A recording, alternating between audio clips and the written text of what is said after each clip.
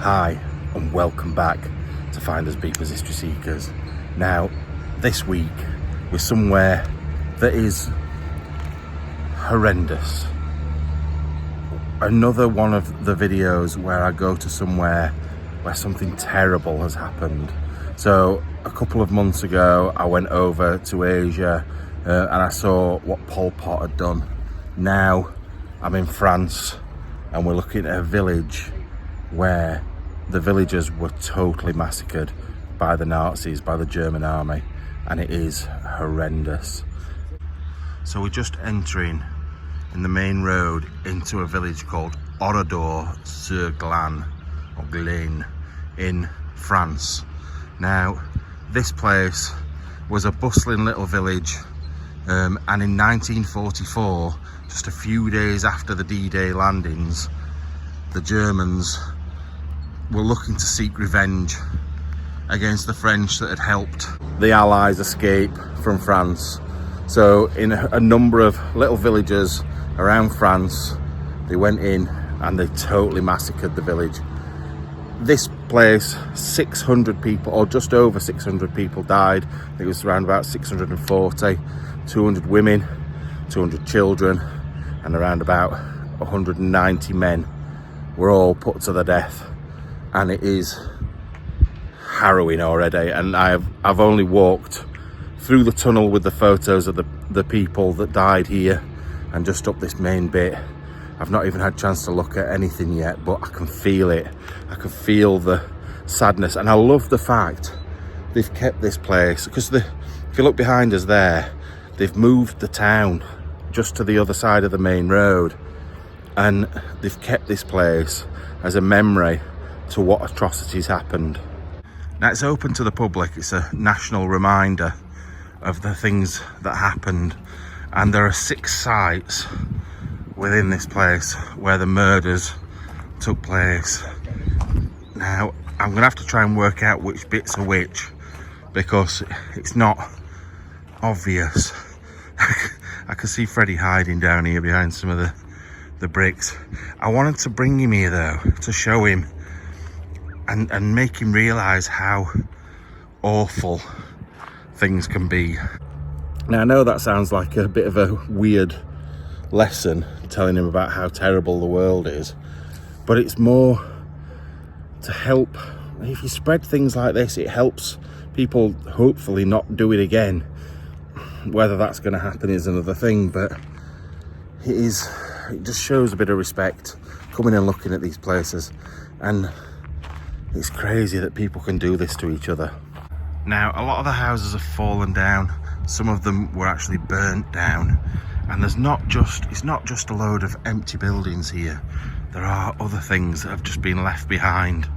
For example, this car, there's a car, and there's more cars here as well. It's just like a moment in time. It's crazy to think that people lived and worked and breathed just like we did here, and then something so terrible happened. Now me and Freddie have just been trying to work out what this is. I don't know if it's some sort of cooking implement. What do you reckon? Oven. An oven of some sort? Yeah, it could be, but it is hard to work out. But it just shows how quickly things deteriorate. It is 80 years ago, but just the ruins almost look, I don't know, a couple of 100 years old, because they've just fallen into disrepair. Anyway, we'll make our way a bit further down and keep looking. So the Nazi soldiers rolled into town and they told the villagers they needed to congregate on the central field, the big green in the middle of the village. They said they needed to check to make sure there was no weapons in the village. There was talk of a bit of an uprising and they wanted to quash that. And the villagers were happy enough to do that. They knew that they weren't doing anything wrong. They were using things like this out in the fields just to do the normal jobs, everyday stuff. So they were quite happy for the Germans to come in. Obviously not happy, but they knew they'd got nothing to hide. Now in a little bit we'll make our way up to where the sort of central green, the central square was, and we'll see where they all congregated, and they split them into men, women and children. Right, so this was the local dentist. And like I say, as we're getting further in, there's more and more houses. We've come up the main road. So you can imagine the Nazi soldiers coming in their, I want to say platoon, but that's not right. But yeah, in formation up here, up into the main town. Now, I would have thought they'd be quite used to German soldiers knocking about, coming into towns and out again because of the war going on. So they might not have even been that worried. Especially when they were told there's nothing to worry about. We just need to all congregate, get together on that green. So go and tell everybody. Look at my dad's having a look through the window there. It's good though, because it's free to get in this place as well, and I think that's how it should be. You can pay to go in the museum, but you don't have to pay to come in here, and I think that's brilliant. That's definitely how it should be. Now just outside we've got a water pump there, and then this is inside the dentist. Now there is something I've just noticed over there at the other side of the room we're going to have a look at now, and it's something that I see on quite a lot of explores, and it's like a Singer sewing machine just sat in there. I think it just makes it feel real, and because when you look at it like this, it's almost like it's been set up like a film set. You can imagine them shooting a World War II film in here, but this is the reality of it. This is your film set in real life. It's crazy.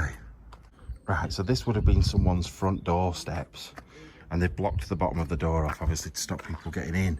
Now, something I noticed, you've got to remember this place, I know it looks like a lot of rubble and bricks and one thing like that, another pump there, but look at that. That's the back of a fireplace, and it says J. Valentin 1936. Now, that seems like a long time ago, but if you think this place, everyone was murdered in 1941, that means it was 5 years old. It had only just been fitted in 5 years previous to when it happened, and then it's just been left all these years. I know it's sometimes hard to visualize things in these buildings that have really fallen down, but I think things like that just sort of bring it into, like, what did you buy and put in your house 5 years ago? And obviously they weren't expecting that to happen. It was peacetime, 1936. Obviously the war started in 1939, so it was peacetime. They were thinking to the future, thinking what their lives were going to be like, and then 3 years later the war started, and then 5 years later they were all dead.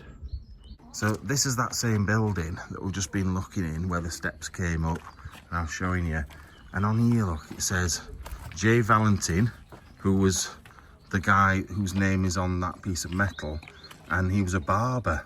So I don't know what that metal thing was now. I thought it might have been the back of a fire or something. And also, I don't know if that's part of a bed down here, look. Just sat here, sorry, it's a bit hard to see because of the sun. But yeah, this was the local barbers. And like I say, each day just going along, doing their jobs, just like normal. Look at that. What we're seeing. Oh yeah, like little pots next to the fireplace. It looks like the bed frames up there. Oh, we're going to have a look up there then. But yeah, the little pots waiting to cook their tea. In fact, there's one actually inside there as well. Right, so the building behind the barbers, we've got a normal sized bed there and what looks like a very small child's bed. There's another Singer sewing machine. Like I say, it's such a bright day, it's quite hard to show you a lot of things today. But when it happened, it was a scorching hot day in the middle of June. So it probably was very similar to as it is now. Everyone's in a good mood. Everyone's sort of away doing what they do. And then that happens. I can't get my head around it. It's very easy to say the facts, like go around and say, oh, this happened and these people did it and one thing and another. But if you actually think about it as your town, your village, now I live in a village probably similar size to this place, and it's just beyond comprehension that people would come in and just tear your lives apart, well, end your lives. You've got push bikes up against the wall in here. But then I just think if you look at the street itself, like running down there, you could just imagine people going to work, going to school, just spending the day like everybody would, like we all would. I don't know, it's just, this is what I mean. How can you end the lives of everybody in a village, in a town? It's madness. So we walked up past a couple more houses and look what's parked up round the corner. There's 2 cars there, but one of them, so the first one, I can't point because I've got a bottle in my hand, it ends there. It's massive. It's a really, really, really long vehicle. Almost, I don't know, like a little minibus. But I don't know what sort of car it would be. You know me and cars, I'm not great at the best of times, especially wartime French cars. That's not my thing. But then there is another one at the back, just up there. But I think we're going to see a lot more cars before the day is done. Now I've just stood back a little bit for this one because you can't really see a great deal because of the big wall. But from this sign in front of us, this was the school. I'm presuming it is École, I'm sure it's school. Marie École de Garçons. Is that school for boys? Garçon? School for men? I can't remember, but you can imagine them all, if this was the school, congregating, being told to come out down here. They would have all walked down the main street, taken to the square with the teachers. Probably all laughing away with their friends. Just like, can you imagine your own kids? Just put them in that situation. Turned up, there might have been a few that were nervous. A lot of them that weren't that bothered. They were just like, oh, get a day off school or whatever, not knowing what was coming. And when you think about it like that, when I think about Freddie and my girls, it just makes me feel sick. Now Freddie just pointed out, there's lines here. In fact, my dad and Freddie noticed them. There's railway lines underneath. There's one there and there's one at the other side. That one takes you up to that little hut thing over there. So I don't know if they would have just moved goods round within the village on it. I've never really seen that before. It's good though. So we've got probably one of many village pumps that would have been dotted about for people to come and get the water from. Because a lot of these houses wouldn't have had direct water into them at certain points. What you found? Oh, yeah, big fireplace there. And a little oven at the back. What else you found? Oh, I don't know what that is, Freds. I'm not sure what that is at all. Like a little mechanism of some sort. Right, so I was just stood here and I was like, why is this there? I don't really understand. Obviously water to come out, but it's not going to be on the outside of the building because it comes from inside. So I poked my head through here and their sink is just inside this window, so where they will have washed all their pots, and there's still a pan in there, probably from the day it all happened. They would have washed their pots. The water would have come out of that hole and drained away into that little trough outside. That's really good. I actually really like that. It's not something I've seen before. Now, one of the things I really like about this place is they have little plaques, where is it, on the door, showing not only who lived there, but what the place was, whether it was a house, whether it was a business, and I absolutely love that. And this place was a hotel and restaurant. But one of the first things I noticed was this doorstep Freddie showed me. And it was like, this has got to be something a little bit different.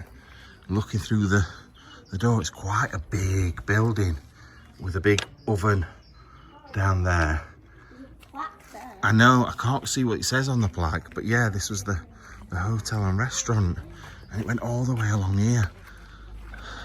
You can imagine them all coming in on a Friday night after working hard, making baguettes, and congregating in here. Let's have a look. I can't really read what that says. Oh, the age, 10th of June 1944. That's the day it happened. So Genevieve Lawrence, 7 years. Bernard Lawrence, 10 years. Chevert Legion Honor. So it's got on the people's ages up there as well, 65 and 54. Henry and Avril. Oh, Dad. So that's who lived here at that point. What's up, Freds? Another one. Not that one. The one after. Right. Freddie's loving this. Going around all the different houses. I just hope it sort of sinks in the importance of it. Oh wow, yeah, look. Another big car over there. And another Singer sewing machine just down here. I don't know if they are Singers or not. That's actually got a name on it. I'll go and have a look. No, I can't quite make the maker's name out on it. It's quite difficult. But every household seemed to have one. Every house along the street I've seen just about, there's one in a corner tucked away. Right, I'm not quite sure how this has happened, but the bit that's sort of cordoned off here, my dad is somewhere around the back of there. I've just seen, he's there, look. How has he even got there? You're not even allowed up there. And my dad suddenly appeared. And surely he's not jumped over a fence. But anyway, I'll leave him to it. No doubt we'll see Freddie running after him to go and get him back in a minute. I really wish I was filming then. A fighter jet's just gone straight over the top of us and it scared me to death. So loud. Really loud. But it just sort of highlights that things don't change. Like, it's a fighter jet, and what a fighter jet's for, wars. So it continues and continues, and people will never learn. Right, so we've come to one of the first places where they were massacred. When they were taken from the village green, they were all separated up and put into sheds and barns, and the women and children went into the church. The men went first. Basically, it doesn't make sense. None of it makes sense. But if you were doing it, it would make sense to do the men first, so they didn't try and escape, overpower the guards when they heard the women screaming. It is hard to think about, to be fair. To hear the screams of your family, and the women must have heard it. The women must have heard the guns firing and hundreds of men being mown down with these guns. Now, 5 of them played dead. 5 of them laid down, even though the guards went round shooting the ones on the floor they thought might still be alive. 5 of them managed to stay away. Now, originally, they were going to try and gas them, but it didn't work. So they shot them and then set fire to the buildings. Now, just across the road from where that happened, I'm presuming is the garages, which are here. And look, all the original signs for Renault. They will have had Renaults and Citroens, I would have thought. But there's a car still sat in the garage over there. There's another one, I think, round the back. And in a minute, yeah, there's one round that corner. In a minute, we should be able to see one really close up. Now, my dad's just pointed something out, because we said about the little train that ran down through the village. It's a tram. That's why there's electric wires above here. They would have had an electric tram that ran through the village. Makes loads more sense. I don't know what this is, though. Now, my dad seems to think it's the power supply for the tram. How does that work? What? I have no idea, but it's Yeah, but surely the power's up there. Yeah, but it's got to come from somewhere to get in there. Let me have a look, because I think there's a bit of a hole in the back.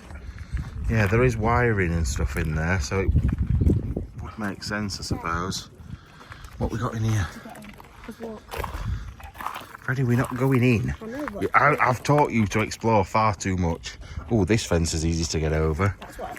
Yeah, but no, it's not easy. You can just pull it out. Yeah, so loads. yeah, blacksmith this bit, so there's loads of bits of metalwork and all sorts in here. Little It's like bike. they're making bikes. Yeah, there's a bike over at the back there, look. So yeah, next door to the building where some of the men were killed, where the blacksmith is, this is where even more of them were shut in and shot. And the bodies obviously were removed and put in a grave. Now there is one of the cars over there, so we're going to go and have a look at that in a second. But I think there's a really cool one round this corner, so we'll go and have a look at that first. I don't know what Carrier Fusetia is. I don't know. I don't know what that would be. Oh, I can't really see from here. Let's climb up a little bit higher and see what we can see. Oh wow, they look mega cool. I just need to put my bottle of water down so I can show you. There we go. Look at them. You just think they've been sat there for 80 years in exactly the same position, and all the buildings behind would have been whole. It's just a bit scary, isn't it?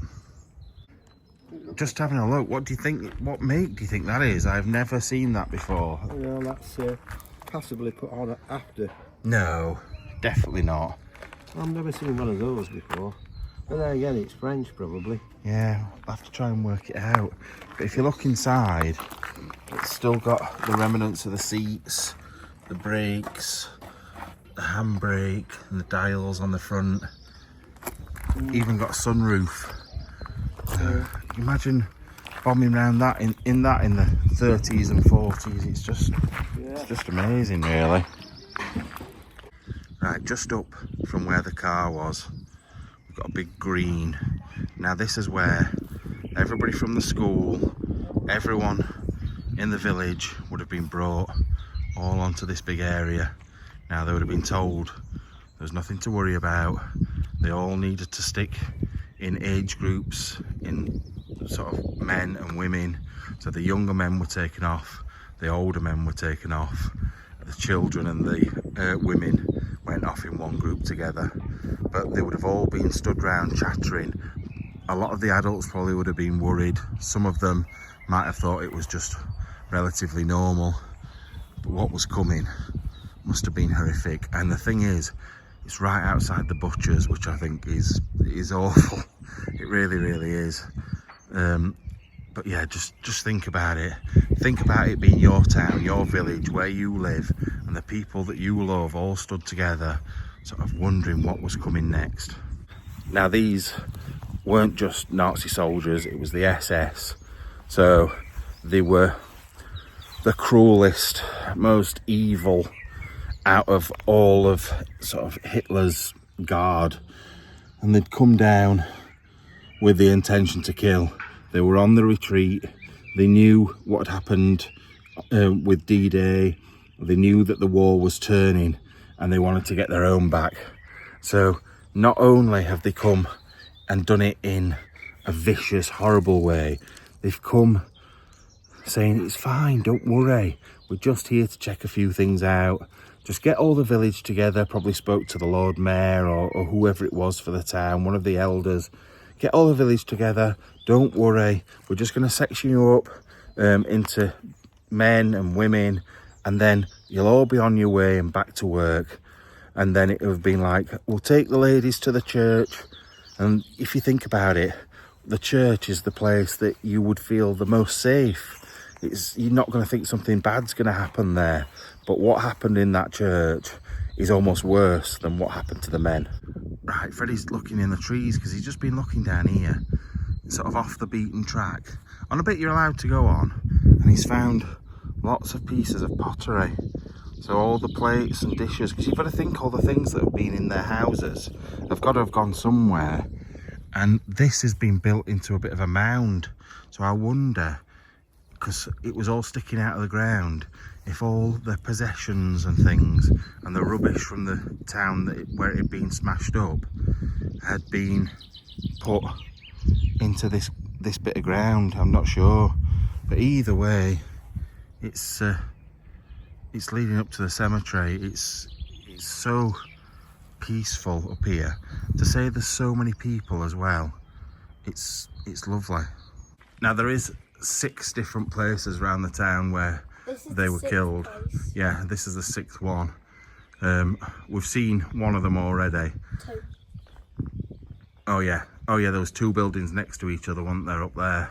So yeah, this is the 3rd one out of the 6 we've seen. And they were all herded into this big barn-like building. And you can see on the edges over there, it's hard to show you. I can see it, I don't think you can. There's scorch marks on the wall. It's horrendous. Right, one of the last places we're going to is the church, right next to another little cafe with a table outside. It's little things like that. I can't get my head around it, how it could just be a normal average day and all this happens. But yeah, the church was where the worst atrocity happened. Now all the women and children were led up the stairs into this church, which is a very small church. Now, if you can imagine, a few hundred. Now, yeah, this pram, there's a story behind the pram, and it's terrible.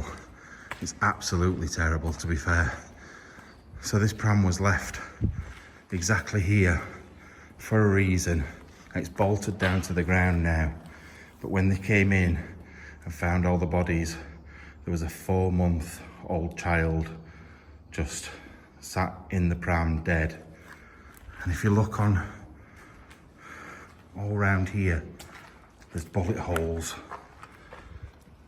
all over, dotting round It's all on the place. Yeah, I know.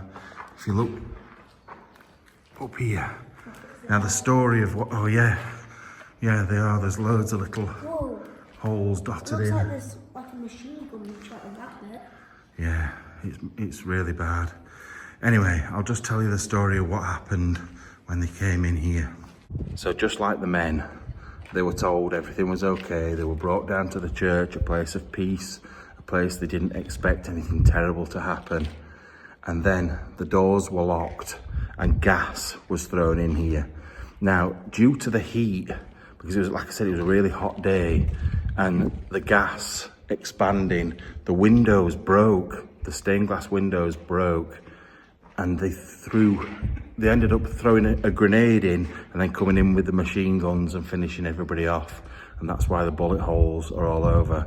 Then they set fire to the place, and that's why there's no ceiling on it anymore at that side.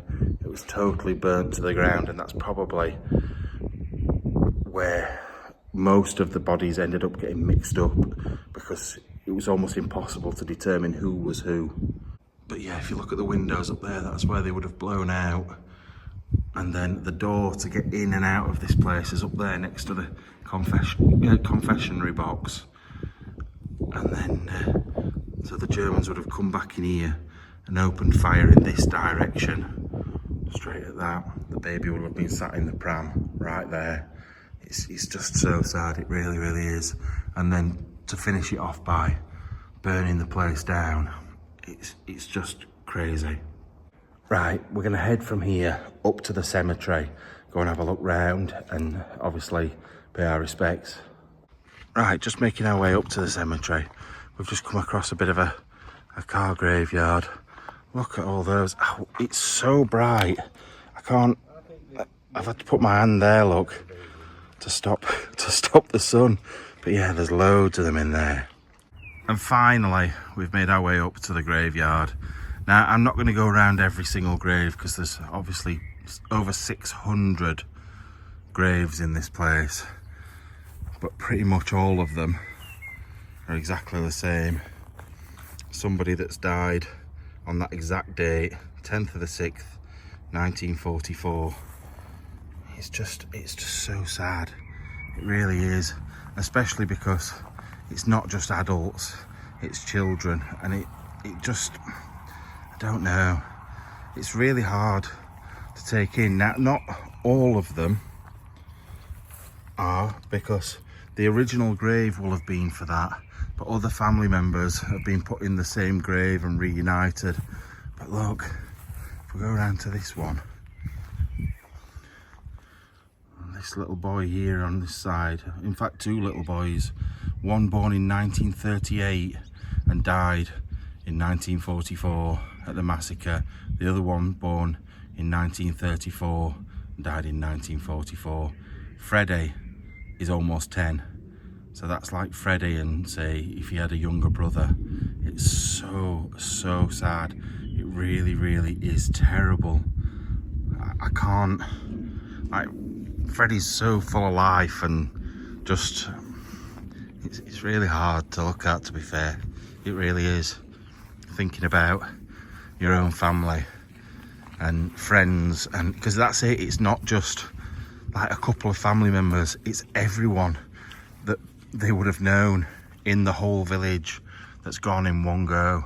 So this is the memorial to everything that happened and all the names on the plaques at the back with the ages, who they were, all the things off the shops as well over there. And then there's randomly human bones. Yeah, so these human bones that are in here are all the charred remains that they're not sure who it was. There's not just this one here. And there's another there. Yeah, there's another one over at this side. Because obviously when they set fire to the buildings, they wouldn't have known who was who. So they couldn't have put them in a grave together. They've just put them in separately, and there's parts of skulls and ribs all in here. That's a foot or a hand with some skin still on it as well. It's really shocking, it really is. But yeah, all these people gone forever. Now just before we go, I think this is one of the survivors. I think this is one of the guys that escaped, but his whole family died. 43, like almost the same age as me. 21, same age pretty much as one of my daughters. 14, 52, and he was left. It's just so sad. But this is what I always say. You need to think about your family and think about your friends and think about the people around you, and just really appreciate what you've got. All of us. We could be having a bad day, but our bad days are we forgot to get a coffee, where we've left our debit card at home. Stupid things. We might not have enough money that month to go out and have a drink with our friends on a Friday night. But think about these people's families. Thousands. It will have affected 600 people dying. Over 600 people will have affected thousands of people in this community, and it's terrible. So anyway, I don't want to make it too depressing, too down.